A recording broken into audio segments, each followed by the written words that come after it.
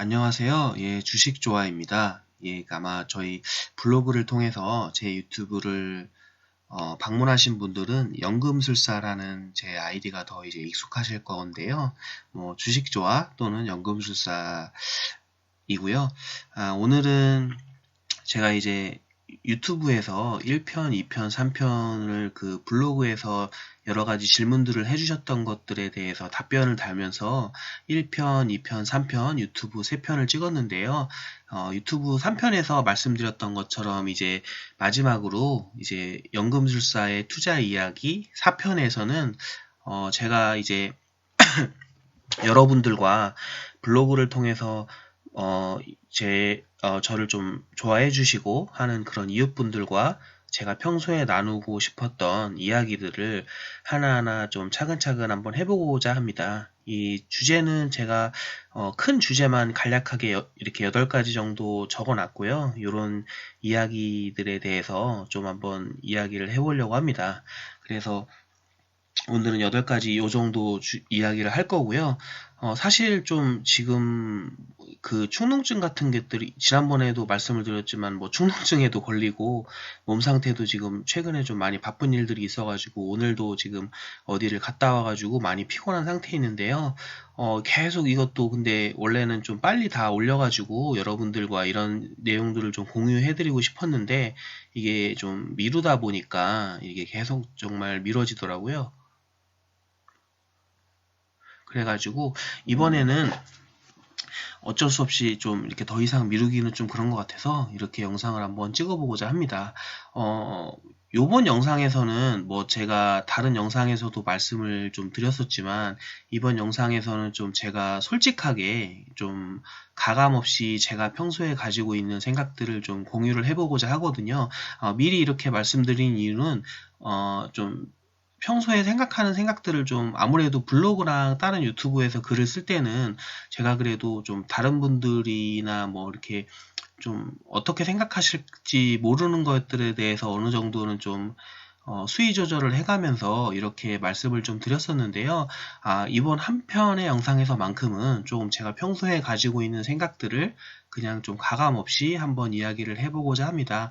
그래서 뭐 어떻게 보면은 좀 내용에 말하는 거에 언급에 대해서 수위 조절이 조금 강하게 나아가거나 할 수도 있는데 이제 그런 것들은 조금 이해를 해주셔서 뭐 한 반 정도만 이제 그냥 그런 뉘앙스구나 어떤 측면에서는 제가 뭐 어떤 걸 강하게 얘기한다고 해도 한 반 정도만 들으셨으면 좋겠습니다. 이제 말을 하다 보면은 또 그렇게 될 수도 있는 거고요. 그리고 제가 좀 계속 좀 말씀을 드렸는데 축농증이나 이런 것들 때문에 코랑 뭐 좀 목 상태나 이런 것들이 좀 좋지 않아 가지고요. 뭐 음질이나 뭐 목소리나 이런 것들이 좀 안 좋은 것들을 좀 이해를 해 주셨으면 좋겠습니다. 먼저 첫 번째는 블로그와 유튜브를 하게 된 이유인데요. 뭐 사실 주식 투자를 처음 시작한 거는 한 10년 전입니다. 2011년 정도 전에 회사 생활을 시작하면서 뭐 저 같은 경우도 나름 대기업을 들어가고 이제 회사 생활을 시작했기 때문에 그래도 어느 정도는 좋은 뭐 삶을 살 수 있지 않을까라고 생각을 했는데 이제 그런 것들이 전혀 현실과는 다르더라고요. 그래가지고 이제 뭐 주식 같은 거 공부를 시작을 했거든요. 그렇게 해서 주식 공부를 해서 아마 한 5년, 6년 정도까지는, 한 4년, 5년 정도까지는 맨날 나름대로 뭐 보통의 사람들이 많이 밟는 과정이죠. 뭐 단타도 쳐보고 뭐 여러 가지 뭐 HTS 분석이라든가 뭐 예를 들어서 조건 검색식 검색이라든가 뭐 다양한 행위들을 했던 것 같습니다. 이제 그런 거를 시행착오를 한 4, 5년 정도 겪고 이제 한 6년 차 정도 한 2015년 정도부터 그래도 이제 그런 것들을 바탕으로 투자관이 확립이 되어 가지고 이제 이런 식으로 하면은 좀 투자를 이제 해서 이득을 볼 수 있겠다. 최소한 손해를 보지 않겠다라는 투자관이 성립이 돼 가지고요. 이제 그렇게 주식 투자를 하면서 나름대로 조금씩 이제 수익은 아니지만 이제 손실이 되었던 것들을 복구하기 시작을 했거든요. 근데 이제 그런 것들을 이제 저 같은 경우도 성격이 좀 오지랖이 넓은 편이어 가지고 사실은 이제 주변의 지인들이나 회사 동료들, 친구들 뭐 이런 분들한테 저도 이제 어떻게 보면은 좀 주제가 넘은 거죠. 이렇게 뭐 왜냐면은 뭐 4년, 5년 정도밖에 안 해봤고, 그 다음에 뭐, 5년째, 6년째만 따지면 이제 어느 정도 이득을 보고 있었지만, 처음 시작했을 때 1년 차부터 이제 누적을 보면 손실이었는데도 불구하고, 뭐 그런 사람이 이제 주식 투자에 대해서 어떤 뭐 얘기를 하고, 철학에 대해서 얘기를 하고, 아, 이렇게 하는 것이 옳다 하고, 주변의 사람들한테 또 주식 투자를 해야 한다라고 이제 말을 막 하고 다녔거든요. 그리고 뭐 싫다는 사람한테 억지로 막 주식 투자 내가 알려줄게 좀 이렇게 해서 해봐라 뭐 이런 경우도 했는데, 예, 좀 어떻게 보면은 그게 참 이게 바보 같은 짓이었던 것 같습니다. 왜냐면은 이제 뭐 그렇게 뭐 했던 행위들이 그때 당시에는 아, 나는 이게 투자라는 것을 이렇게 배워서 이제 내가 또 이렇게 쉽게 설명해 줄 수 있고, 내가 이제 알려주는 대로 이렇게 투자를 하시면 어떻게 보면은 대부분 다 어쨌든 주식 투자를 작게든 크게든 하시는데, 내가 알려주면은 내가 겪었던 시행착오를 겪지 않고 되게 이렇게 쉽게 하실 수 있고, 나는 되게 이렇게 좋다고 생각했는데, 사람들은 이제 그런 것들을 뭐 주변 사람들은 아마 제가 이제 뭐 회사 생활이나 사회 생활을 하면서 그분들의 믿음이 그렇게 믿음을 주지 못했나 보죠. 그래가지고 이제 아무도 안 하시더라고요. 아무도 안 하시고 해서 이제 저 개인적인 욕구에서는 또 그런 것들을 다른 사람들한테 얘기하고 싶었고, 그런 욕구들이 있는데 뭐 주변 사람들한테는 얘기를 해봤자 뭐 무시나 하고 뭐 말은 안 하지만 그랬던 것 같습니다. 뭐 대부분의 사람들이 뭐 너나 잘해라, 너도 돈을 잃고 있는데 무슨 주식 얘기를 하냐 뭐 이런 것들이 해서, 아, 그냥 차라리 내 말을 들어주고 그런 사람들에게 이야기를 하자라는 마인드로 해서 이제 블로그를 시작을 하게 됐습니다. 그리고 사실 좀 제가 주식 투자를 한 6년, 7년 차 정도 하다 보니까 나름대로 하고 싶은 주식 방향이 생겼는데요. 그러니까 뭐 사실 이제 사람이라는 게 주식 투자 같은 경우도 저도 5년 차 정도까지 계속 손실을 봤었는데, 뭐 공부하고 그러는 것들이 참 재밌었거든요. 이게 손실을 보는 것과는 별도로, 뭐 손실을 보는 건 가슴이 아팠는데 그런 것과는 별도로 이제 주식 투자를 한다는 것에 정말 재밌었고, 주말에 뭐 저 사회 초년생인 1년 차, 2년 차 때도 뭐 주말에 다른 친구들이나 동료들은 이렇게 뭐 놀러 다니고 막 할 때 저 같은 경우는 주식 책을 읽고 뭐 공부하고 이런 것들이 참 재밌었습니다. 그래가지고 아, 이거를 내가 본업으로 좀 해서 하면 어땠을까라는 것들도 생각이 들어서 한 반 정도는 블로그를 시작하게 된 게는 솔직히 말씀드리면 한 반 정도는 뭐 사람들에게 좀 내가 가진 지식들을 쉽게 알려줬으면 좋겠다.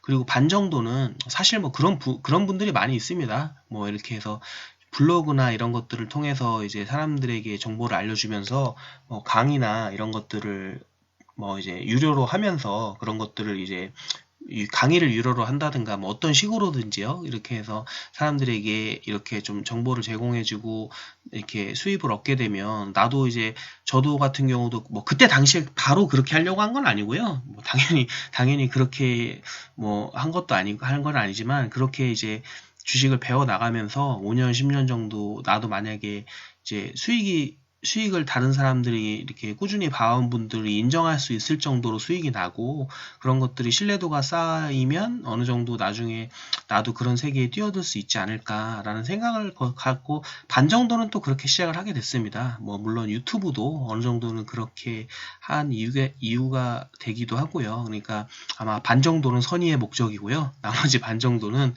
뭐 어떻게 보면 금전적인 목적이고, 어떻게 보면은 제 개인적인 이제 미래 진로에 대한 거죠. 어떻게 보면 그렇게 살아가고 싶으니까요.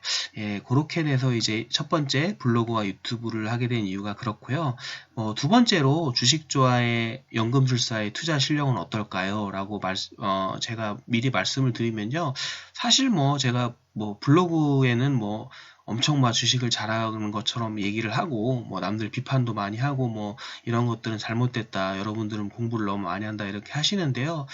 글쎄요, 저도 뭐 개인적으로 공부를 많이 했다는 것도 어느 정도는 했겠지만, 저는 그냥 투자를 한 10년 정도 해오면서 저는 개인적으로 좀 특이한 편이어가지고, 좀 뭐라고 할까요? 좋게 말하면 통찰, 뭐 어느 정도 뭐 그냥 통찰이라고 할 수도 있고, 하여간 좀 그런 생각을 많이 했던 것 같습니다. 아, 이게 주식으로 돈을 버는 근본 원리가 뭘까?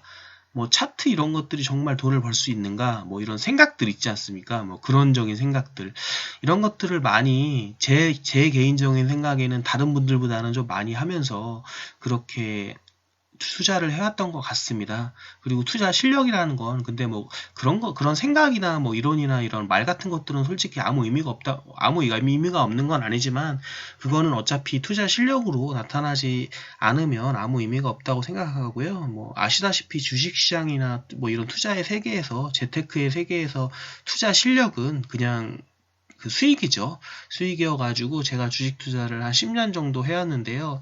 사실 5년차, 6년차 정도의 5년? 한 6년 정도까지의 투자 손실은 깡통이 난 적은 없지만 깡통이 난 거나 마찬가지거나 이제 마이너스가 난 거죠. 그러니까 왜냐면은 뭐 사회 초년생 때는 500만 원, 1000만 원 이렇게 시작을 했는데요. 이제 계속 저는 이제 주식 투자가 이제 앞으로 이제 제가 가고 싶은 길이었기 때문에 이제 투자금을 계속 거의 줄인 적은 거의 없습니다. 뭐 이사나 결혼이나 이런 부득이한 상황을 빼고는 계속 투자금을 늘려갔고요. 예를 들어서 뭐 500만 원 했다가 500만 원이 수익이 돼서 550만 원이 됐다가 또 이제 또 돈이 생기면 500만 원을 넣어서 1050만 원이 됐다가 뭐 예를 들어서 그 다음에 1050만 원이 됐는데 이제 뭐 장이 안 좋아서 이제 1050만 원, 50만 원 벌었던 게 다시 800만 원 돼서 뭐 마이너스 100 원금에 비하면은 마이너스 200만 원이 됐다가 이런 식으로 계속 왔다 갔다 하면서 사회생활 한 5년 차까지는 투자금을 계속 늘려가면서 그렇게 했는데 이제 아마 제가 기억하고 있는 게 가장 이제 큰 손실이 많이 났을 때가 솔직히 기억도 잘 안 나는데요. 아마 2015년, 14년 그때가 뭔지는 모르겠어요. 브렉시트였던 것 같고 뭐 그랬던 것 같은데요. 브렉시트 이후에 뭐 그 정도 폭락이었나 뭐 그 정도였던 것 같은데요. 그때 제 기억에 이제 마지막으로 이제 그러니까 그때까지 넣은 투자 원금 대비 이제 손실이 마이너스 30% 정도였던 것 같습니다. 마이너스 30% 정도였던 것 같고요. 그러니까 6년차 정도, 5년차, 6년차 정도까지가 이제 마이너스 30%였죠. 그 전에 수익률은 좀 애매하죠. 왜냐면은 플러스인 경우도 마이너스인 경우도 있지만 돈이 이제 계속 들어가는 상황이니까요. 좀 애매합니다. 뭐 어떻게 보면은 깡통이 찼을 수도 있죠. 왜냐면은 뭐 예를 들어서 왜냐면은 뭐 첫 해 500만 원을 갖고 있는데 이제 뭐 3년차 때는 이제 돈이 계속 들어가서 뭐 예를 들어서 3천만 원을 했습니다. 근데 이제 3천만 원에서 한 30% 손해, 20% 손해가 나 있으면은 뭐 2,400만 원 정도가 되지 않습니까? 근데 이제 그 2,400만 원이면 한 600만 원 손해인데 첫 해에 들어간 500만 원 없어진 거나 마찬가지죠. 그런 면에서 보면 어떻게 보면은 깡통을 찼다고 볼 수도 있고 또 근데 또 이게 애매합니다. 그래서 이제 근데 결론적으로 제가 마지막으로 기억하는 게 한 5년, 6년 차 정도 됐을 때 손실이 아마 마이너스 30% 정도 됐던 것 같고요. 이제 그때 제가 한 6년 차 때 좀 개인적으로 여러 가지 일들이 겹치면서 투자에 대해서 이제 진짜로 한 몇 개월 정도 좀 진지하게 다시 생각을 해보고요. 제가 투자했던 것들에 대해서 다시 복기를 한번 하고 그때 이제 박영용 님이나 메리츠 존이나 이런 분들의 책이나 강의 같은 걸 다시 한번 보고 생각을 되게 많이 했던 것 같습니다. 생각을 되게 많이 하고 어떤 좀 뭐 좀 이런 말하면 좀 거창하긴 한데 어떤 뭐 좀 그래도 그때 이제 깨달음 같은 걸 조금 얻었죠. 그래서 이게 맞는 것 같다. 내가 지금까지의 경험으로 봤을 때 이렇게 하는 게 맞는 것 같다라고 해서 그때 이제 2016년 정도에 투자를 확실하게 이제 딱 정립을 해서 그때부터는 이제 흔들리지 않고 했죠. 만약에 16년 이전에는 솔직히 좀 많이 왔다 갔다 했습니다. 이게 뭐 제가 잘 기억도 안 나는데요. 보면은 뭐 단타도 하다가 스윙도 하다가 장기 투자도 하다가 뭐 단타 하다가 물리면은 장기 투자로 전환했다가 뭐 보니까 왔다 갔다 하는 거죠. 일반인들이 많은 분들이 하시는 뭐 그렇게 투자를 하다가요. 2016년 정도에 이제 투자 가치관이 정립이 돼서 그렇게 해서 이제 계속해서 이제 마이너스 30%였다가 그 손실이 줄어들다가 이제 아마 2018년, 17년 말인가 18년 초 정도에 이제 완전히 원금을 회복을 했고요. 그러니까 어떻게 보면은 그때 수익률이 원금을 회복을 했으니까 마이너스 30%였다가 이제 플러스, 그러니까 그때 기준으로 하면 2016년 기준으로 하면 플러스 30% 정도가 된 거죠. 이제 그렇게 됐다가 이제 최근 1, 2년 정도는 뭐 플러스와 마이너스 원금을 왔다 갔다 하고 있습니다. 그래서 뭐 제 실력은 솔직히 말해서 어떻게 보면 정말 별 볼 일 없죠. 왜냐면은 뭐 정말 많은 훌륭하신 분들이 수익을 엄청 잘 내시는 분들도 있고 한데 거기서도 뭐 지금 뭐 원금 회복 겨우 해가지고 이제 물론 최근 거 2, 3년 거만 보면 당연히 플러스지만요. 그래도 이제 저는 그거는 좀 왜냐면 자기 수익 난 해를 연도별로 끊어서 이 앞에 3년은 저 앞에 건 다 잊어버리고 앞에 5년은 다 날려버리고 그런 분들도 있더라고요. 투자하시는 분들 중에서 보면은 한 5년인데 그거는 다 까고 거기 앞에 건 다 까고 이제 뒤에 것만 새로 막 이렇게 하시는 분들이 있는데 저는 개인적으로 제 스스로는 별로 그게 왜냐면 플러스 마이너스를 정확히 해야 되기 때문에 저는 이제 제가 처음 주식을 시작했을 때의 그 금액 원금을 계산하면서 하거든요. 이제 그런 거 봤을 때는 그렇습니다. 투자 실력은 제가 솔직히 액수를 지금 얼마를 투자하고 있다 이런 거를 말씀드리는 건 솔직히 제 개인적으로도 조금 이거는 좀 그렇고요. 말씀드리기가 좀 그렇고 그냥 어차피 이제 저 같은 경우도 이제 투자 금액에 대해서는 어차피 저도 이제 제가 투자할 수 있는 회사를 다니면서 직장인이 투자할 수 있는 가용할 수 있는 돈의 대부분을 다 투자를 하고 있거든요. 그렇기 때문에 어떻게 보면 풀 마진을 땡기고 하는 거죠. 풀로 이게 끌어올 수 있는 돈 다 끌어올 수 있기 때문에 제가 얼마를 투자하고 있다고 말씀드리면 어떤 분들한테는 에게 그럴 거야 할 수도 있고 어떤 분들은 또 정말 많이 하신다 이런 분들도 있을 거지만 저는 그게 중요하진 않다고 생각하거든요. 왜냐면은 그 돈이 얼마가 됐던 저는 이제 제 재산 상태, 재정 상태에서는 되게 엄청나게 큰 돈을 이제 투자를 하고 있기 때문에 그냥 수익률로 말씀을 드리면 충분하다고 생각합니다. 왜냐면은 어쨌든 10억인 사람이 그러니까 전 재산이 1000만 원인 사람이 600만 원을 투자하는 거나 예를 들어서 10억인 사람이 6억을 투자하는 거나 100억인 사람이 60억을 투자하는 거나 그 금액은 10배, 100배가 차이가 나지만 그 사람이 가지고 있는 재정 상태에서는 똑같이 60%를 투자하기 때문에 그 중요도나 이런 그런 어떤 부담감이나 이런 것들을 갖거든요. 그러니까 다 시작점이 다르고 재정 상태나 부모님한테 물려받은 재산이나 이런 게 다른데 그 투자금에 대해서 이야기하는 건 별 의미가 없다고 생각하고요. 그냥 일단은 그래서 수익률은 그 정도가 된 것 같습니다.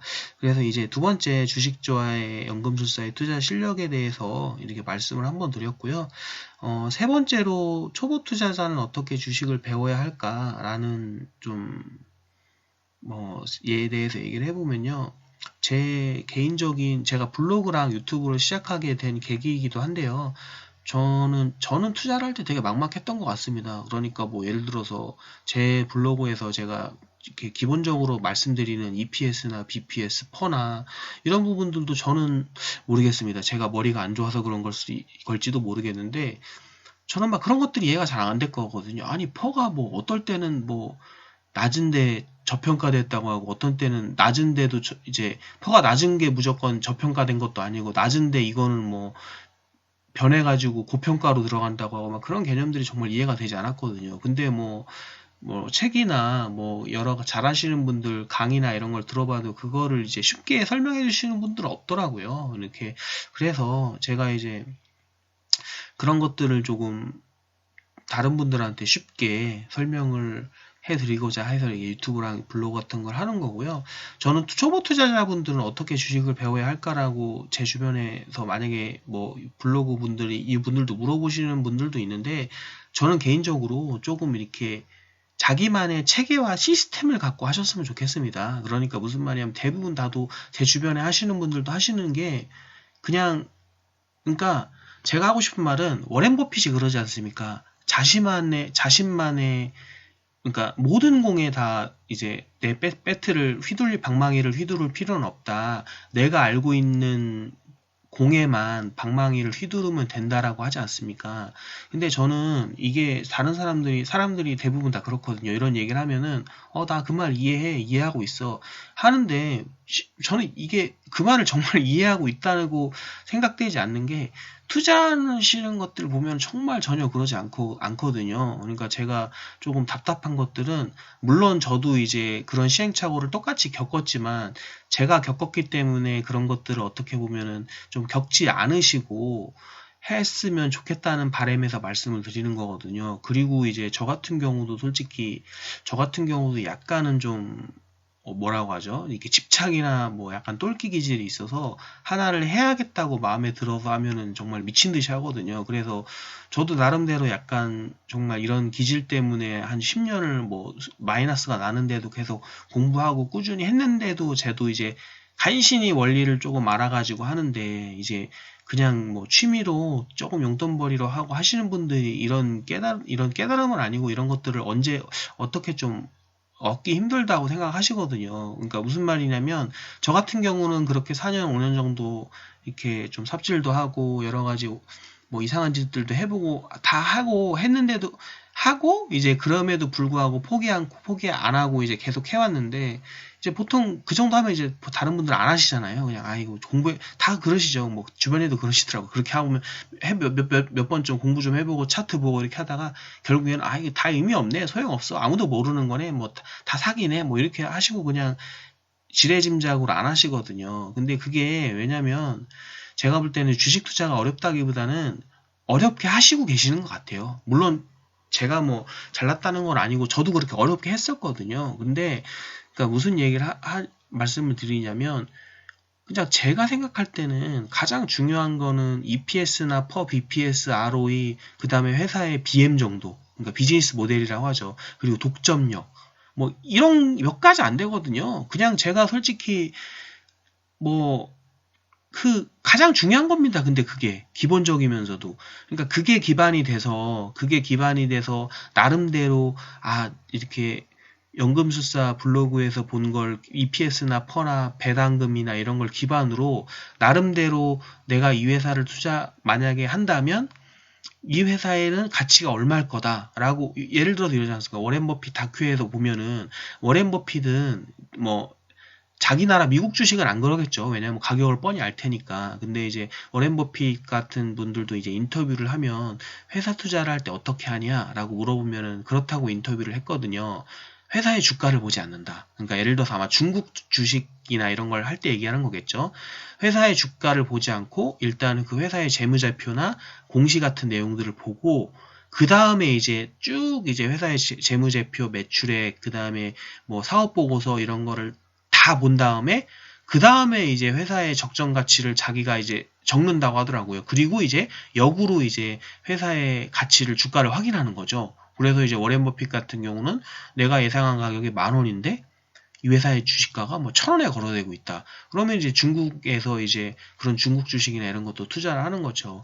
이런 것처럼 아주 간단하게라도 그게 제가 지금 말씀드리는 게 뭐 거창한 게 아니라 뭐 수출 포장이나 유튜브 영상이나 이런 데서 많이 말씀드렸지 않습니까? 간단합니다. 그냥 예를 들어서 아니 정 안 되면 EPS는 뭐 최근 4년이나 5년 EPS 평균은 얼마인데 내년엔 뭐 그래도 조금 그 회사의 비전이나 이런 거를 보시고 내년에는 내가 생각할 때 얼마 정도 될 것 같다 하면은 뭐 예를 들어서 EPS가 100원이다. 근데 뭐 최근 5년이나 미래 최근 5년이나 10년 또는 최근 10년이나 또는 최근 3년이나 재무제표를 보시고 그래도 의미 있는 데이터를 끊어가지고 평균 퍼가 몇 정도 된다. EPS가 100원인데 평균 퍼가 7 정도 되는 것 같다. 그럼 나는 이제 7인데 나는 좀 보수적으로 보겠다. 그러면은 5로 보실 수 있지 않습니까? 오면은 EPS가 100원인데 나는 퍼를 보수적으로 봐서 5 곱하면 이제 주가는 500원인 거죠. 이제 이런 식으로 어느 정도 기초적인 것들로부터 이렇게 산출을 하셔가지고 주가를 딱 산정한 다음에 그 회사의 이제 지금 주가는 얼마인지 이런 것들을 보시고 투자를 하셔야 되는데 이런 과정들은 다 건너뛰고 차트 보시고 이제 뭐 이동평균선 얘기하시고 뭐 그리고 저는 되게 답답한 게 뭐 그런 겁니다. 솔직히 뭐 저희 회사에서도 제 주변에서 동료들이 이제 최근에는 주식 얘기를 별로 안 하긴 하는데 그래도 이제 좀 물어보시는 분들이 있거든요. 아, 이게 웃긴 게 제가 2, 3년 전에 주식 얘기를 주변 사람들이 하고 다닐 때는 그런 사람들이 없었는데 오히려 주식 얘기를 안 하고 제가 이제 요새는 사람들한테 주식 물어보면 잘 모른다고 하거든요. 잘 모른다 알아서 하시라 이렇게 하는데 그러니까 오히려 주변에서 물어보는 사람들이 더 생기더라고요. 이게 사람이 참 웃긴 것 같습니다. 근데 아무튼 그런 얘기 하시면 막 그런 얘기를 많이 하세요. 뭐 예를 들어서 뭐 트럼프 얘기하시고 미중 무역 전쟁, 한중 무역 전쟁 하시고 뭐 금리 얘기하시고 뭐 어쩌고 얘기하시거든요. 아 근데 저는 되게 답답한 게 아니 이렇게 들어보시면은 뭐 투자한 회사랑 금리랑 이런 것도 별로 상관도 없어요. 환율이랑 뭐 이런 것도 별 상관도 없는데 아니 이렇게 무슨 이게 다들 보시면 무슨 뭐 자기 이렇게 500만 원, 300만 원 투자하시는데 그 회사에 대한 것보다 금리를 더 잘 아세요. 무슨 뭐 은행의 그 시중금리가 어떻고 한국은행이 뭘 어떻게 하고 막 이게 저는 좀 이게 개인적으로 정말 답답한 게 정말 공부하시는 것들 보면은 산으로 가는 것 같습니다. 정말 이게 물론 저도 그런 마음이 이해는 가지만 그래서 초보 투자는 어떻게 주식을 배워야 할까요? EPS나 BPS, 퍼 이런 걸 그냥 보시고 연습을 하세요. 연습을 하셔가지고 적정 주가를 매기는 것들을 하시고 그리고 반드시 적어 놓으세요. 예를 들어서 적으라는 게 적기 귀찮으시면 뭐 이렇게 영상으로 남겨놔도 이게 까먹습니다. 저도 이제 하다 보면 까먹었거든요. 그래서 예를 들어서 본인이 그냥 간략하게 공책 같은 데다가 아니면 아무 데나 좋습니다. 핸드폰에 그냥 음성 녹음을 하셔도 되고 이렇게 EPS나 BPS, 퍼나 ROE 이런 것들을 기반으로 그냥 적정 주가는 얼마인 것 같다. 그래서 내가 샀다. 얼마라고 생각해서 나는 이렇게 해서 이게 얼마라고 생각했는데 이 회사의 주가가 얼마니까 샀다. 그리고 뭐 이런 부가적으로 이런 것들도 조금 적어 놓으시면 좋죠. 뭐 부가적인 포인트 예를 들어서 뭐 이 사업의 미래가 어떨 것 같아서 더 좋아서 샀다. 이런 것들을 적어 놓으시고, 하나하나씩 적어 놓으시고, 이게 적어 놓으라고 하면 뭐 엄청난 게 아니라 그냥 간략하게 적는 겁니다. 막 이렇게 얘기하잖아요. 이 회사의 주식을 사는 거, 이 회사의 주식에 대해서 초등학생한테 1분 이내에 납득을 못 시키면, 그거는 그 회사에 대해서 이해를 이게 못하고 있는 거라고 이제 그런 것처럼 쉽게 하시는 거예요. 나중에 내가 들어도 이래서 샀구나라고 할 정도로 1분, 2분 정도로 설명할 수 있을 정도로 하는 거죠. 그래가지고 이런 것들을 남겨놓고 그렇게 이제 저는 개인적으로 그리고 투자하실 때 초반에는 어차피 뭐 초반에 엄청난 돈을 안 하시잖아요. 그러니까 초반에는 좀 여러 종목을 하라고 말씀을 드리고 싶어요. 왜냐하면 초반에는 어차피 돈 많이 못 버세요. 어차피. 그러니까 그냥 초반에는 그런 것들을 하나하나 공부해 가면서 이제 내가 이제 내가 적정가를 매기신 금액을 적어놓고 이렇게 스토리를 쭉 이렇게 영상으로 만드시거나 목소리로 녹음하시거나 적으신 다음에 그렇게 한 10개 정도나 뭐 5개, 10개 뭐 정도의 회사들을 이유를 적고 이렇게 하신 다음에 2년이나 1년이나 6개월 후에 보시는 거죠. 정말 내 생각이 틀렸나 안 틀렸나. 이제 그런 데이터들이 2년, 3년 정도 쌓여 가시면 그런 것들에서 이제 내가 배우는 게 있고 느끼는 게 있고 실력이 느는 거거든요. 근데 하시는 거 보면은 다 이제 물어봐요. 저도 애들 주변에 물어보면은 뭐 왜 샀냐고 물어보면 차트가 이래서 무슨 뭐 지금 테마가 이렇기 때문에 그런 거는 절대로 실력이 늘지 않습니다. 제가 여러분들한테 정말 말씀드리고 싶은 게 아마 보시는 분들이 이게 주부분들도 있겠지만 그래도 대부분 회사원이라고 생각하시거든요. 여러분들 회사 다니면 솔직히 회사에 이제 부장님들이나 계시지 않습니까? 뭐 제가 다니는 회사만 그럴 수도 있지만 그 부장님들이 뭐 20년, 30년 회사 생활 하셨는데 그 20년, 30년 회사 생활 하면은 그게 막 느껴지세요? 20년 정도 하셔서 정말 일을 잘 하신다 이런 게 느껴지세요? 아니 물론 뭐 그런 건 있죠. 예를 들어서 뭐 짬밥이 있으시니까 뭐 노하우 그러니까 뭐 뭐라고 하죠? 그냥 이렇게 세월의 흐름으로 아는 거는 있으시죠. 근데 제가 말씀드리는 건 그런 거 말고 정말 기술적으로 뭔가 이렇게 이런 것들이 뭐 이런 게 막 많으세요? 저는 솔직히 뭐 저도 회사를 많이 경험해 보진 않았지만 저도 뭐 대기업을 한 지금 2군데 정도 경험해 보고 주변에 있는데 그런 거 없습니다. 그러니까 솔직히 무슨 말씀을 드리고 싶은 거냐면 시간이 간다고 해서 얻어지는 게 없어요. 뭐 주식 그러니까 저도 느끼는 건데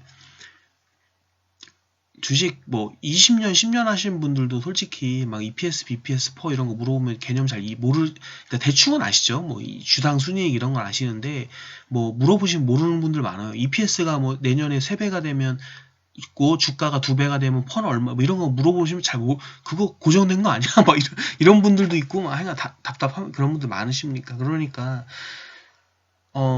제가 드리고 싶은 말씀은 무조건 적으셔야 됩니다. 그러니까 적진 않더라도 최소한 내가 기억을 하고 있어야 돼요. 다 귀찮으시면 내가 이런 이유로 샀다.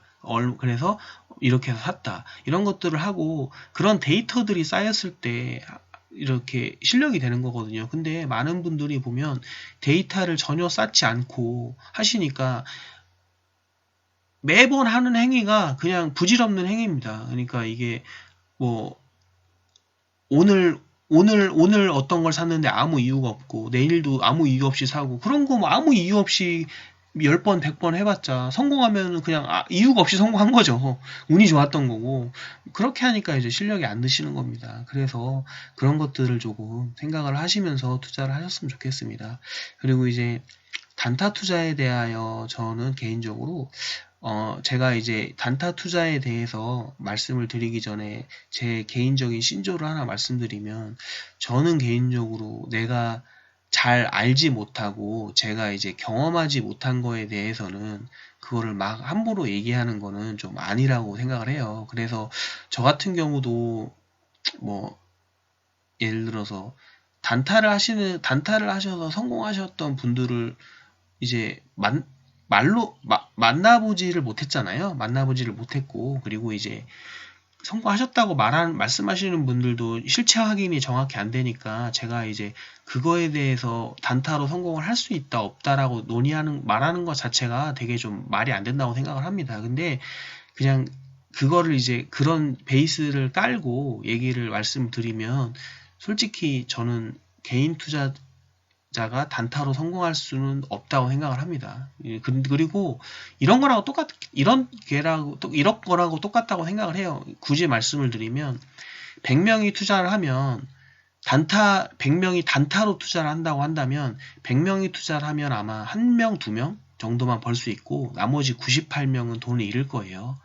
우리가 뭐 제로섬 게임이라고 생각을 하는데, 저는 개인적으로 주식 투자는 제로섬 게임이 아니라고 생각을 하는데 단타 투자는 제로섬 게임이라고 생각을 합니다. 그러니까 이제 비트코인이나 뭐 이런 거랑 똑같은 거죠. 잃는 사람은, 그러니까 성공하는 사람이랑 잃는 사람이 뭐냐면, 잃는 사람들이 이제 개하는 거죠. 잃는 사람들이 98명이 돈을 모아가지고 나머지 2명한테 이제 돈을 주는 거죠. 단타는 그런 개념이라고 생각합니다.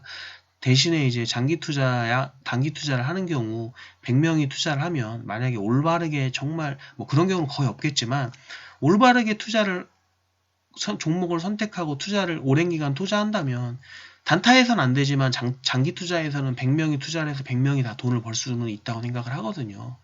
이제 그렇기 때문에 그런 것들을 좀 단타 투자에 대해서는 저는 개인적으로 좀 부정적이라고 생각을 합니다. 그리고 이제 5번째로 제가 가진 이제 꿈에 대해서 말씀을 드리면, 저는 개인적으로 뭐 주식이나 주식을 가르치는 거를 업으로 좀 살고 싶습니다. 그래서 이제 블로그나 유튜브나 이런 것들에서 제 뭐 어떻게 보면 꿈의 시작이죠. 꿈의 첫 발을 내디딘 거고요. 근데 저는 그 유튜브에서 이제 유명하신 분 중에 한 명이 신영준 박사라는 님이 되게 유명하신 걸로 알고 있는데요. 그 공부에 대해서 얘기하시는데, 이제 그분이 많이 쓰시는 말인데, 이제 메타인지라는 말이 있습니다. 메타인지라는 말이 이제 자기 자신에 대해서 아는 거라고 생각을 하거든요. 근데 저는 개인적으로 저도 제 스스로 메타인지가 좀 있다고 생각하고, 제가 이제 주식 투자를 하면서 주식 투자를 업으로 이렇게 살아가고 싶고 가르치는 걸 업으로 생각하고 있지만, 뭐 저는 개인적으로 제가 그렇게 막 주식 투자에 대해서 막 되게 깊이 있게 알고, 뭐 예를 들어서 재무제표나 이런 뭐 CB나 뭐 여러 가지 어려운 용어들이나 이런 거를 뭐 다 이해하고 있지도 않고, 그거를 제가 공부한다고 해서 이해할 수 있다고 생각도 하지 않아요. 그리고 솔직히 말씀드려서 그렇게 이해하고 싶지도 않고요. 왜냐면은 뭐 어떻게 보면 변명일 수 있는데, 뭐 그게 별로 중요하지 않다고 생각을 하거든요. 투자하는 데 있어서. 그거를 다 안다고 해서 제 투자 실력이 엄청 증가하는 것도 아니고, 한마디로 가성비가 떨어지는 거죠. 그냥 제가 주식 투자로 이루고 싶은 꿈은 그렇습니다. 예를 들어서 우리가 학교 선생님들도 초등학교, 고등학교, 중학교, 뭐 대학교 선생님들이 있지 않습니까?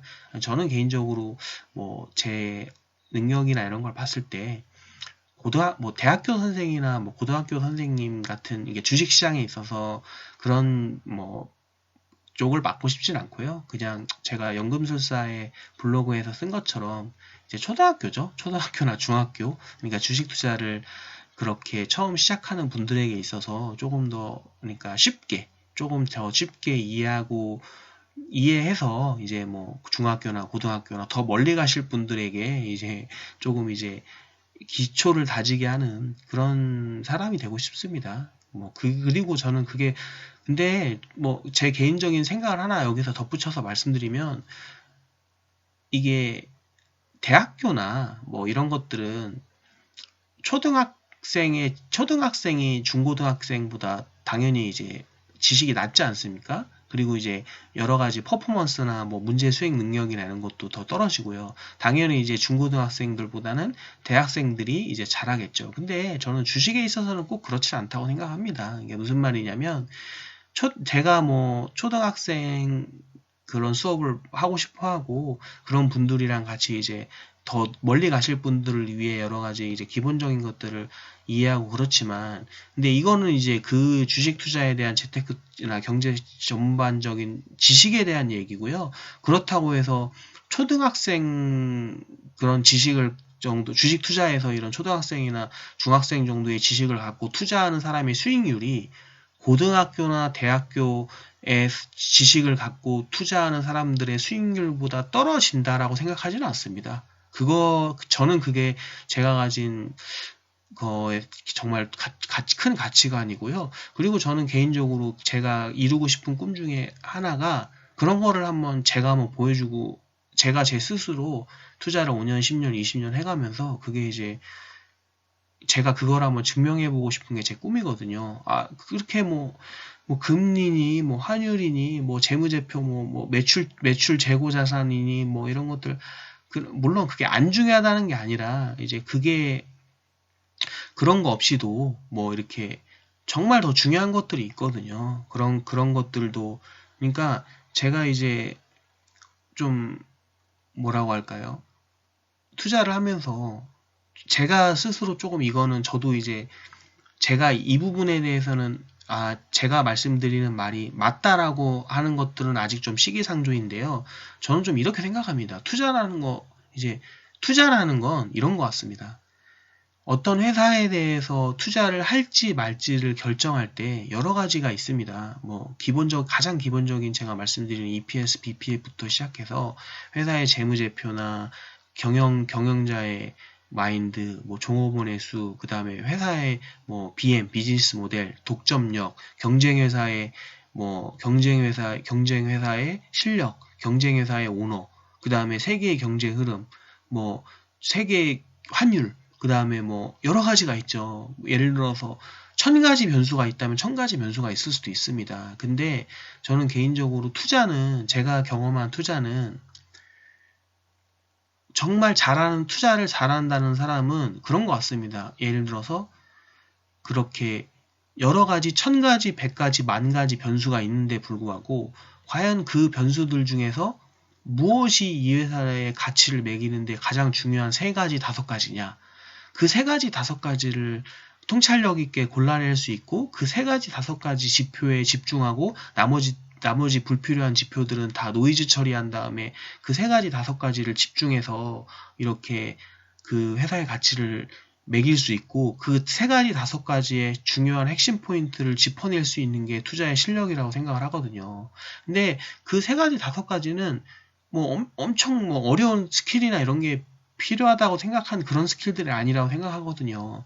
그렇기 때문에 저는 이제 그런 중요한 것이라면 이제 초등학교, 중학교 때 다 배울 수 있거든요. 이제 그런 것들이라고 생각합니다. 물론 이제 금리나 환율 이런 거나 여러 가지 엄청난 많은 지식들을 알면 남들 앞에 자랑을 할 수는 있겠죠. 자랑을 할 수는 있고 여러 가지 뭐 솔직히 말씀드려서 뭐 강의 목록 만들긴 좋죠. 금리부터 시작해서 환율에 환율만 해도 얼마나 있겠습니까? 환율만 해도 강의하려면 한 열 챕터, 10강의는 나오겠네요.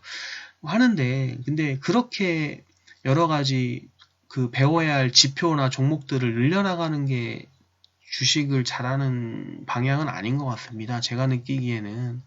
그런 것들도 다 중요하지만 과연 무엇이 정말 이 회사의 가치를 평가하는 데 가장 핵심 지표인가 라는 것들을 이제 잘 찾아낼 수 있는 그런 것들이라고 생각하거든요. 그리고 그런 것들을 캐치해내갈 수 있는 능력은 제가 세 번째 말씀드린 것처럼 초보 투자자는 어떻게 주식을 배워야 할까 할 때 말씀드렸던 것처럼 이렇게 회사의 그런 작은 데이터, 내가 투자를 했던 이유나 이런 것들을 적고, 그리고 2년, 3년 후에 그 회사의 그 투자한 결과들을 보고 그런 데이터들을 쌓다 보면 5개든 3개 회사든 성공하는 것들을 투자하는 거 보면은 그런 데이터를 가지고 이제 그런 것들을 이제 100가지, 1000가지 데이터 중에서 이 회사는 이럴 땐 이런 걸 봐야 한다라는 게 이제 중요 포인트를 찾아낼 수 있는 거거든요. 그래서 이제 그런 것들이 저는 중요하다고 생각하고, 그래서 이제 투자를 처음 시작하는 분들에게 초등학교 선생님이나 중학교 선생님 정도의 그런 사람이 좀 되고 싶습니다. 그래서 이제 제가 이제 다른 사람들한테, 다른 주식을 처음 하시는 분들한테 있어서 제가 이제 꿈은 그런 겁니다. 연금술사한테 배우면 정말 초보 딱지는 정말 쉽고 이해하고 쉽고 잘 뗄 수 있다. 첫 단추를 잘 깰 수 있다. 이런 좀 그런 사람이 됐으면 좋겠습니다. 그리고 이게 6번 같은 경우도 제 투자 철학에 대해서도 대부분 다 이제 이야기를 했던 부분인데요. 저 같은 경우는 개인적으로 종목 같은 경우는 한 40 종목 정도를 투자하고 있습니다. 그래서 이제 저 같은 경우는 나중에는 어떻게 될지 모르지만 약간 좀 펀드식으로 운영을 하는 거랑 비슷하고요.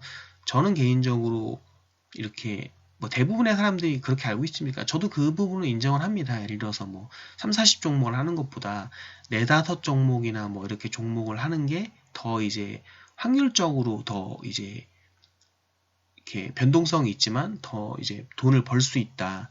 이런 것들이 있다. 이제 확률이 높다라는 것들을 이제 많이 알고 어느 정도는 이해하는데, 저는 개인적으로 꼭 그렇지만 않다고 생각하거든요. 30개, 30개 종목을 투자를 해도 잘 운영하고 또 수익이 난 종목, 이렇게 3, 40종목 종목들을 이제 정말 잘 고르는 눈만 있다면, 수익이 먼저 난 것들을 정리해서 다른 떨어져 있는 종목들을 저가에 매수하고 이런 교체 매매를 좀 몇 번만 잘 하면 4, 5 종목에 집중 투자한 것만큼 수익을 낼 수 있다고 생각하거든요. 개인적으로 피터 린치나 이런 사람들도 10년 동안 펀드임에도 불구하고 막 엄청난 수익을 냈지 않습니까? 그래서 이제 그런 쪽을 이제 저는 꿈을 갖고 좀 투자를 하고 있습니다. 그래서 투자 철학은 그냥 어떤 되게 어려운 지식이나 이런 거 없이 되게 상식적인 수준에서 상식적인 지표들, 쉬운 지표들만 가지고 그런 3, 40 종목 정도 지표를 투자해서 그런 일반인들도, 이런 개미들도 이렇게 장기간에 걸쳐서 그냥 되게 크게 걱정하지 않고 안정적으로 매매를 할 수 있는 그런 좀 매매 패턴이나 이런 투자 가치관 같은 거를 한번 만들어 보는 것이 제 투자 철학이고 꿈입니다. 그리고 개인적으로 30, 40 종목을 투자하고 있다고 말씀을 드렸는데요. 저는 개인적으로 그렇습니다. 3, 40 종목이라고 얘기 드리면 또 너무 무슨 백화점식으로 하는 거 아니냐, 다 사는 거 아니냐라고 하는데요. 근데 이게 말이 3, 40 종목이지 3, 40 종목이어서 그렇지 실제적으로는 그 정도로 많지는 않습니다. 그러니까 무슨 말씀이냐면, 제 투자 철학이 약간 어떻게 보시면 되냐면요.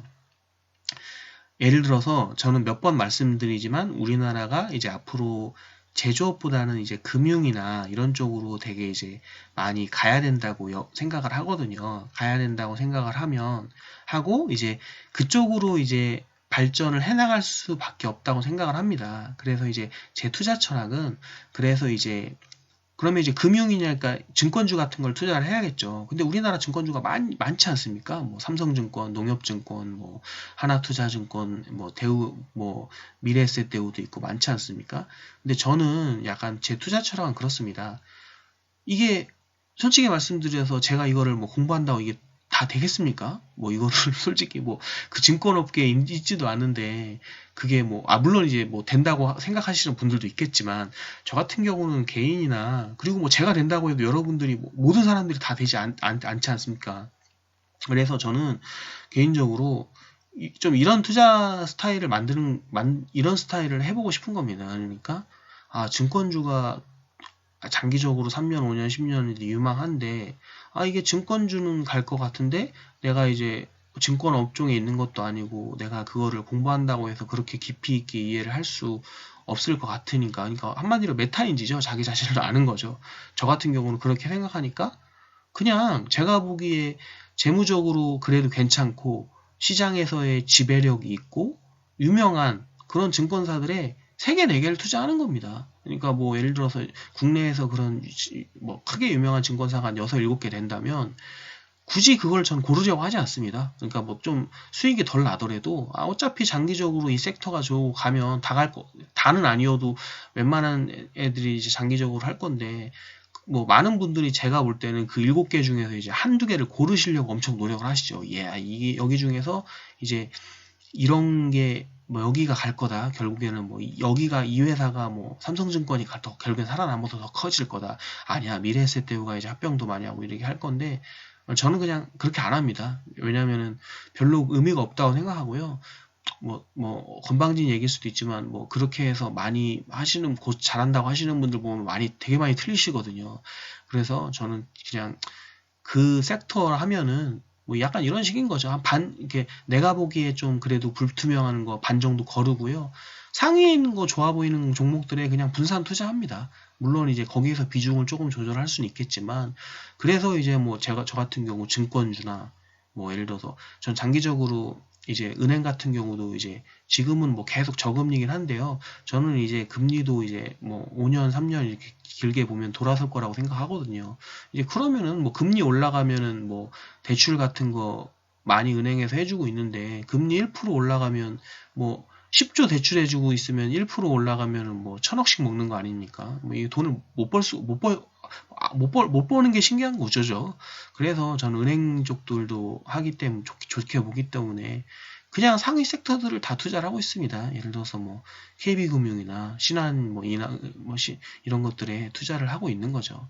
그래서 저는 개인적으로 좀 이렇게 투자 철학 같은 경우도 그냥 저의 한계와 개인의 한계를 인정하고 거기에 대해서 내가 그거를 엄청 알아내겠다 이런 걸 하지 않습니다. 이런 걸 하지 않고요. 하지 않고 그냥 제가 할 수 있는 선 안에서 그냥 제가 봤을 때 상식적인 투자를 하는 거죠. 그리고 한 가지 더 이제 들여서 말씀드리면 제가 이제 유튜브나 블로그에 보면은 제 2의 한국실석이라고 해서 이제 많이 되게 이렇게 뭐가 있는 것처럼 얘기를 하지 않았습니까? 그래가지고 그게 회사가 이제 블로그에 있는 분들은 아실 텐데요. 유한양행입니다. 유한양행인데 저는 개인적으로 우리나라가 결국엔 살아남으려면 앞으로 제조업보다는 금융이나 은행, 핀텍, 이런 거, SNS나 K-팝, 한류, 그리고 바이오를 결국엔 이제 가야 된다고 생각을 하거든요. 근데 그냥 제 투자 철학을 가장 잘 설명해주는 회사가 이제 유한양인 것 같습니다. 그러니까 무슨 말씀을 하면 저도 솔직히 말씀드려서 바이오주에 투자를 해보려고 이렇게 공부도 많이 해보고 그리고 제가 되게 좋아하고 이제 진짜 똑똑하다고 생각하는 선배 중에 이제 뒤늦게 약대에 간 선배가 있거든요. 이제 그분한테도 물어보고 그분이 이제 그 형이 다니고 있는 대학교 교수랑도 얘기도 하고 여러 가지를 저도 공부도 해봐가 했는데 제가 느낀 결론은 이런 말씀드리면 이제 그분들은 어떨지 모르겠지만 많습니다. 제약주에 투자하는 슈퍼개미 분들도 있고요. 근데 제가 지금까지 본 결론은 아무도 모른다는 얘기입니다. 아무도 되게 장황하게 무슨 얘기하고 하는데 결국은 아무도 모르더라고요. 그냥 다 어느 정도의 가능성은 확률이 뭐 누가 높네 이런 거야 할 수 있겠죠. 근데 결론은 그냥 바이오나 이런 쪽은 어떻게 보면 조금 이제 확률적인 거가 들어가는 게임인 것 같습니다. 그러면은 그냥 저는 이런 생각입니다. 예를 들어서 뭐 하다못해 요새 막 요새 엄청나지 않습니까? 뭐 신라젠부터 시작해서 HLB, 헬릭스미스, 뭐 이제 아마 뭐 공매도 이런 것 영향도 있겠지만 뭐 돌아가면서 맞고 있는데요. 뭐 유한양행도 맞을 수도 있죠. 뭐 삼성 하다가 지금 실패하고 하면은 근데 저는 그냥 이런 그러니까 제 투자의 가치관은 이렇습니다. 제가 제가 이제 생각을 합니다. 아, 내가 이제 봤을 때 바이오, 제약, 신약, 약 개발 같은 게 이제 미래에 좋을 것 같다. 근데 공부해봤더니 이건 아무도 모른다. 아, 근데 나는 이제 좀 돈을 작은 금액이 아니라 이 바이오나 이런 것들이 좋기 때문에 어느 정도 금액을 이제 투자를 하고 싶은데 이제 결과가 너무 이제 예측을 할 수 없는 거죠. 그렇다고 해서 내가 신약을 공부한다고 해도 뭐 안 되고 그리고 뭐 공부한다고 뭐 서로 잘난 척 하시는 많은 분들도 신약 이건 성공할 거라고 뭐 저한테 주식을 뭐 초창기 때 알려준 많은 분들도 있어요. 선배분들도 막 되게 잘하시던 분들도 막 그분이 막 그랬거든요. 막 신라젠 7만 원일 때 사라 이거 뭐 자기가 뭐 병원장 친구가 뭐 자기 친구다 뭐 이렇게 했는데 결국에는 뭐 저도 자세히 모르지만 뭐 아니지 않습니까? 그러니까 뭐 아무도 믿을 게 못 되더라고요. 그래서 저는 이런 걸 투자할 때 그런 사람들의 왜냐면 뭐 다들 뭐 논문 얘기하고 뭐 어쩌고 얘기하는데 아니 요새 돈 되면 논문도 다 조작하고 하는데 그걸 또 어떻게 믿습니까? 그래서 저는 이런 그런 생각 뭐라고 하죠? 나름대로의 판단을 한 게 유한양행을 투자한 게 이렇습니다. 아 유한양행은 일단 본업 많은 사람들이 얘기하죠. 제약회사가 아니라 그 제약 유통사라고 외국에 있는 약을 떼다 파는 거죠. 근데 그게 어떻게 보면 본업 캐시플로우가 있는 거거든요. 그러니까 뭐 다른 회사는 솔직히 다른 제약사들은 그거 하나만 보지 않습니까? 그 임상하는 거 실패하면 그냥 회사 자체는 거의 뭐 회사가 자체가 의미가 없는 그런 회사도 많은데 유한양행은 삼상 실패해도 결국에는 뭐 본업이 있으니까 물론 적자가 뜰 수는 있겠죠. 근데 뭐 계속 그렇게 R&D를 투자할 여력이 있는 거거든요. 그러니까 이제 이 회사는 그리고 이제 최근에 보시면은 그렇게 원래 이제 뭐 제약계 유통회사다 이런 오명이 많이 있었는데 최근에는 뭐 사장이 이정희 대표로 바뀌면서 최근 2, 3년 동안에 R&D에도 개발을 많이 투자를 하고 있거든요. 근데 제가 보기에는 제가 뭐 제약 쪽이나 이런 것도 잘 모르지만 결국에는 돈이 있어야 그런 것들도 임상이나 이런 것들도 유지해 나가고 신약 실패해도 다시 또 할 수 있고 이런 겁니다.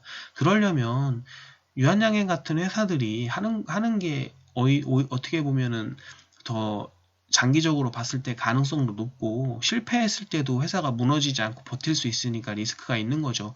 그리고 솔직히 말씀드려서 뭐 이런 말씀드리면 어떨지 모르겠지만 신라젠이나 뭐 HLB 이런 거 잘 모릅니다. 근데 뭐 대부분의 신약 회사들이 보면은 그런 경우 많습니다.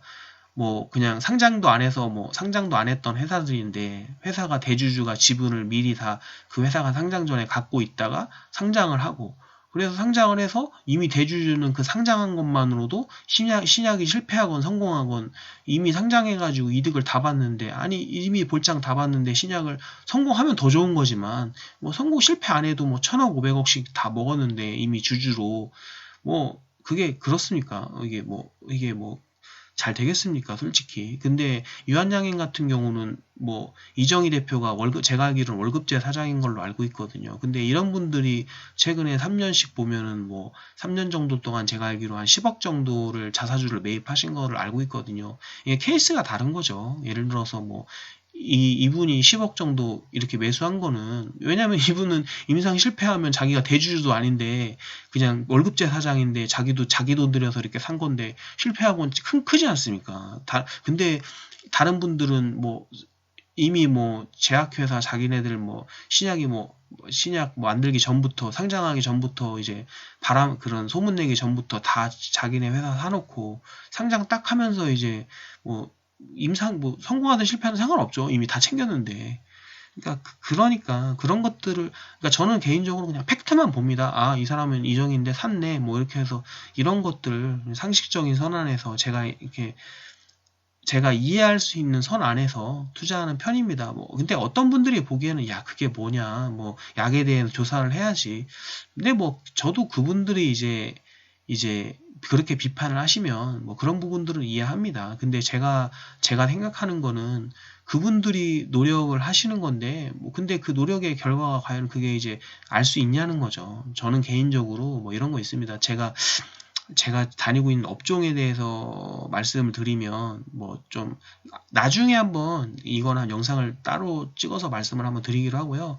그냥 말씀을 드리면 제 업종에서 있는 거 애널리스트 레포트들을 보면 정말 말도 안 되고 가관입니다. 그러니까 이게 세상이 이게 다릅니다. 이제 그분들은 막 되게 뭐 잘 쓰고 뭐 그게 분석이 가능하고 매출이나 수익 구조가 이렇게 추적이 가능하다고 생각하는데 현업에 있는 제가 보면은 되도 않는 얘기를 하는 경우가 많거든요. 근데 이제 그거 갖고 이제 뭐 이제 하겠죠. 근데 그거는 그분들의 잘못이 아니라 그분들이 이게 그거는 이게 태생적인 한계입니다. 그러니까 왜냐면 실무자 아니면 알 수가 없는 부분들이 있습니다. 그게 실무자 아니면 알 수가 없는 부분들이 있거든요. 그래서 이제 그런 것들은 뭐 그분 노력 여하를 따라서 노력이 부족하다 안 부족하다의 문제가 아니고요. 그런 게 아니고 이제 알 수 없는 부분들이 있거든요. 근데 저는 그런 것들은 알 수 없다고 하고 인정을 하는 가분이 그 편이고요. 이제 뭐 아무튼 그렇습니다. 그리고 이제 7번에 숨은 고수는 없다. 현실을 똑바로 보자. 요거 말씀을 드리면요. 뭐 제가 솔직히 이런 말을 할까 말까도 많이 했는데 어차피 뭐 제가 이제 구독자가 많은 것도 아니고 뭐 제가 무슨 이런 말을 한다고 해서 뭐 영향력이 있는 것도 아니니까 말씀을 드리면 최근에 이제 유튜브나 블로그를 보면 정말 이제 많은 분들이 막 이제 계좌 인증도 하고 뭐 여러 가지 방법들을 통해서 자기네들이 돈을 많이 번다 이렇게 얘기를 하는 것 같습니다. 근데 제가 이제 뭐 더 자세하게 얘기를 하면은 뭐 누구를 지칭하고 막 이런 거가 될 수도 있으니까 얘기를 하지 않겠는데요. 제가 그냥 10년 동안 경험한 바로는 여러분 이렇게 제하고수나 숨은고수는 그냥 없다고 보시면 됩니다. 거의. 물론 이제 있을 수도 있어요. 근데 여러분이 만난 그분이 그 제하고수일 리는 없습니다. 그러니까 현실을 똑바로 보시고요. 여러분 그런 말이 있습니다. 제가 좀 최근에 많이 와닿은 말인데요. 제가 어떤 영화에서 봤는데 협상인가? 현빈이 나온 영화에서 봤던 것 같은데 그런 말이 있습니다. 사기를 치기 제일 좋은 사람은 의심이 없는 사람이 아니라 의심이 많은 사람입니다. 왜냐하면 의심이 없는 사람은 방법이 없어요. 의심이 없지만 이 사람들은 무슨 막 허무맹랑한 소리라면 안 믿고 의심이 없다는 얘기가 어떻게 보면은 잘 믿으려고도 안 해요. 근데 오히려 거기서 영화에서 하는 말이 저는 되게 많이 공감이 가는 게 의심이 많은 사람을 속이기가 더 쉽습니다. 왜냐하면 그 의심하는 부분만 풀어주면 되거든요.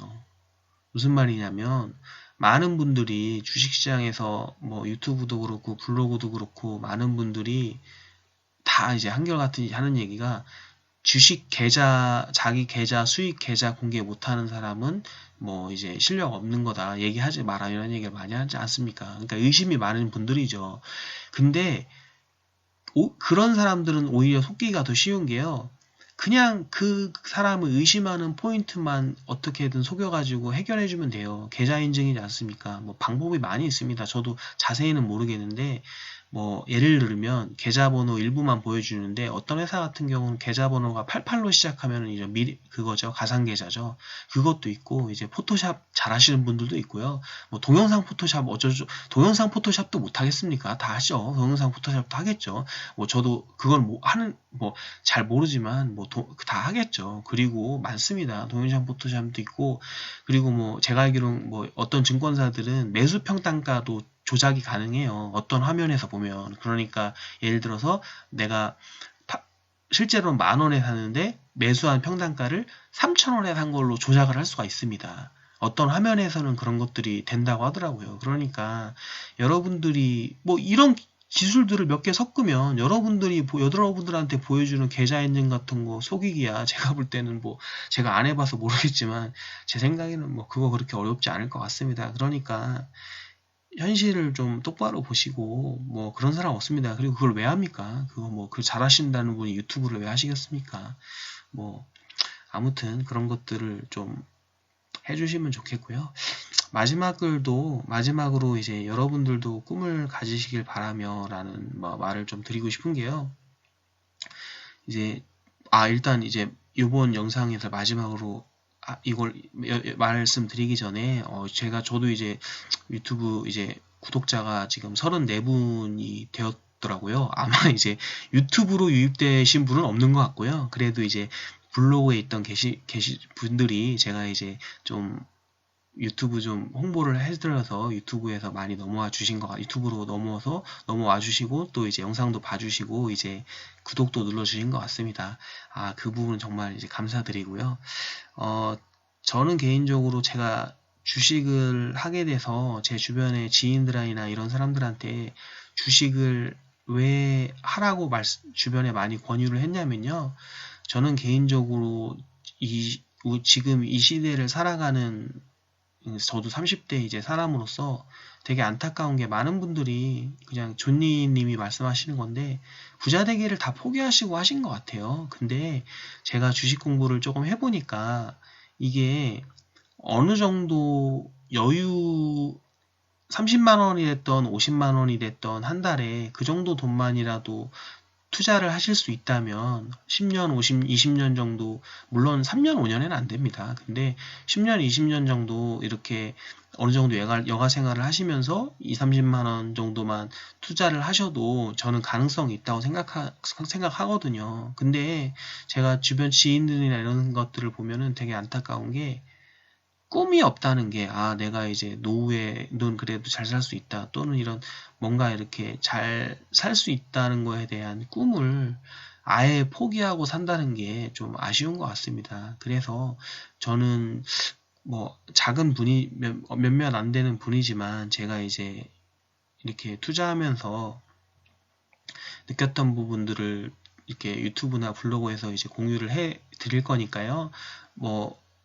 제가 말씀드리는 부분에 대해서 공감이 가시고 맞다고 생각하시는 분들은 좀 꿈을 갖고 정말 이렇게 나도 아마 이렇게 투자를 5년 10년 정도 하면은 정말 저는 개인적으로 그렇게 생각합니다. 운 좋으면 10년, 운 나빠도 20년 안에는 제가 이제 유튜브에서 또 즐겨 시청하는 한 분이 하시는 말씀이 있는데 자주 하시는 말씀이 있는데 동네 부자는 될 수 있다고 생각합니다.